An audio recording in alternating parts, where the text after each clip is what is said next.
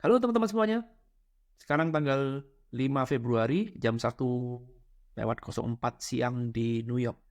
Kita bertemu kembali di kuliah spiritual.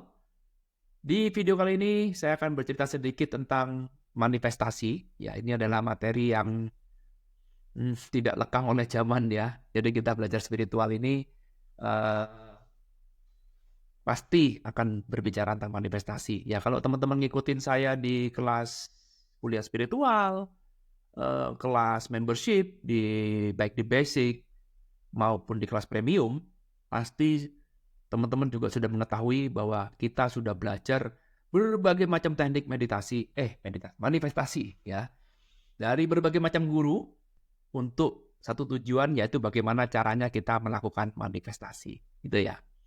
Nah, itu yang kemudian kemarin menjadi pembicaraan saya dengan teman saya di sini. Ya, jadi kita suka ngobrol, saya punya teman di sini, kita suka ngobrol tentang dunia spiritual. Ya, dia tahu saya adalah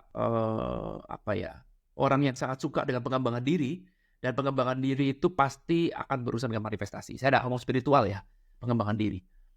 Ya, pasti tidak akan lepas dengan manifestasi. Lalu kemudian teman saya memberikan challenge, ya, pada saya. Bisa nggak kamu sekarang merangkumkan? Jadi, oke, kamu sudah belajar sama berbagai macam guru ya. Ya, kita pakai teori A, teori B, teori C, dan segala macamnya ini, oke.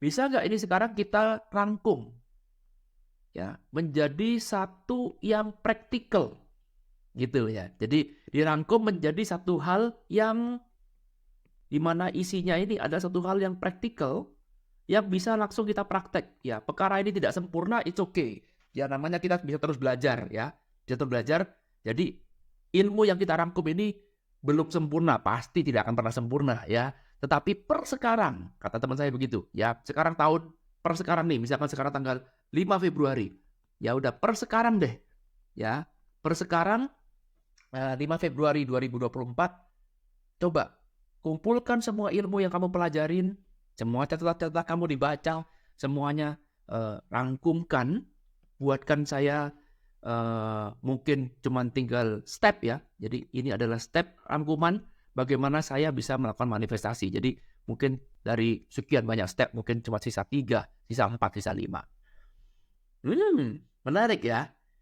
Ya, ini adalah sebuah tantangan ya teman-teman, ada sebuah challenge. Saya tidak pernah berpikir seperti ini sebelumnya, tapi ini adalah sebuah challenge yang menarik bagi saya. Lalu kemudian kemarin hari Minggu, saya coba untuk kumpulkan semuanya. Kita mulai dari kumpulkan dulu dan mencoba untuk merangkum kira-kira kita gabung-gabungkan dari berbagai macam aliran, aliran guru ya tentang manifestasi. Kita rangkum-rangkum, lalu kemudian saya coba untuk memformulakan dalam 3 step dalam melakukan manifestasi yang bisa kita praktekkan bersama-sama oleh siapapun, apapun latar belakangnya. Ya, dan ternyata teman-teman, merangkumkan ini tidak semudah itu. Ya.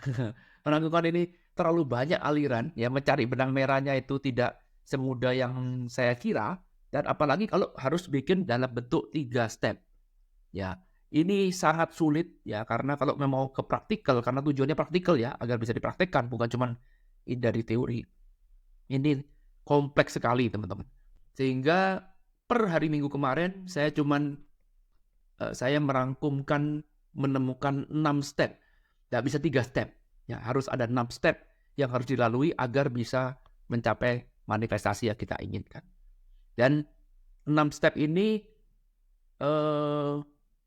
harus juga bisa attract miracle ya. Ya, attract miracle. Ini teman-teman, attract miracle. Attract miracle.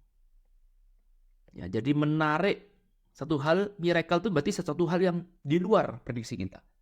Jadi bukan cuma sekedar saya manifestasikan satu hal yang saya inginkan lalu kemudian menutup diri pada miracle, enggak. Jadi manifestasi tapi tetap open terhadap semuanya. Ini konsepnya teman-teman. Ya, nanti akan saya sharekan, jangan khawatir, mungkin tidak di video ini ya teman-teman. Nanti di video yang step paling pertama, yang paling mendasar, yang paling harus ada, akan saya sharingkan ke teman-teman sebagai bonus. Ya, tapi saya belum buka dulu sekarang karena masih digodok. Ini cuma supaya teman-teman bisa mengetahui. Nanti akan saya sharingkan step nomor satunya. Tapi sekarang saya cuma ingin minta bantuan ke teman-teman semuanya untuk menuliskan apa kira-kira hambatan terbesar bagi teman-teman untuk melakukan manifestasi. Jadi saya ini mau menguji teman-teman, mau menguji apakah 6 step yang saya buat ini bisa menjawab pertanyaan atau bisa menyelesaikan hambatan yang teman-teman punya pada saat melakukan manifestasi. Paham maksud saya ya? Ya, karena tujuannya mau praktikal, bukan mau berteori ria. Tujuannya kita mau berpraktikal. Jadi saya ingin menguji apakah 6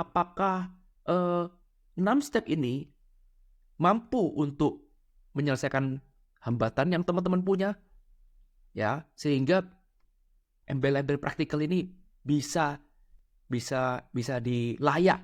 ditaruh di dalam 6 step ini yang saya rangkum. Ya, saya kasih contoh teman-teman. Ya, kasih contoh misalkan seperti ini hambatannya. Kasih contoh misalkan hambatannya adalah seperti ini. Pak, dalam menentukan sebuah goal, ya, dalam menentukan sebuah goal di sini,